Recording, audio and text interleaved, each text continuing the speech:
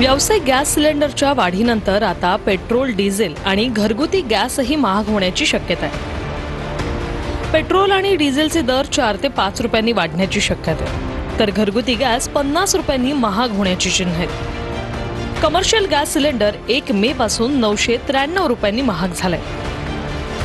व्यावसायिक गॅस सिलेंडरच्या दरवाढीची झळ हॉटेल, रेस्टॉरंट आणि औद्योगिक क्षेत्राला बसणार आहे।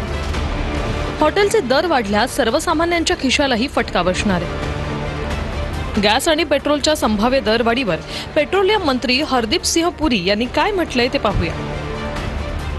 गेली 4 वर्ष जागतिक कच्च्या तेलाच्या किमतीत लक्षणीय चढ उतार होऊनही भारतातील पेट्रोल आणि डिझेलच्या किमती स्थिर राहिल्या।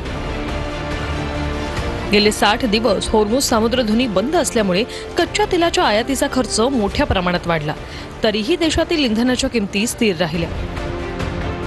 याच काळात अनेक देशांमध्ये पेट्रोल आणि डिझेलच्या दरात अभूतपूर्व वाढ झाली।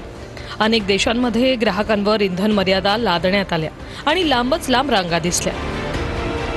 परंतु मोदींच्या मार्गदर्शनाखाली भारतातील घरांना होणारा इंधनाचा पुरवठा अखंडित राहिला आणि पेट्रोल डिझेलच्या किमती वाढल्या नाहीत। पेट्रोल डिझेलच्या किमती वाढणार असं पेट्रोलियम मंत्र्यांनी थेट सांगितलं नसलं तरी त्यांनी दरवाढीचे संकेत मात्र दिले। पेट्रोल डिझेलच्या संभाव्य दरवाढीवर राहुल गांधींनी काय म्हटलंय तेही पाहूया। 5 राज्यांच्या निवडणुकांनंतर महागाई वाढणार हे मी आधीच सांगितलं होतं। कमर्शियल गॅस सिलेंडर 993 रुपयांनी महाग झाला। एका दिवसातली ही सर्वाधिक वाढ आहे।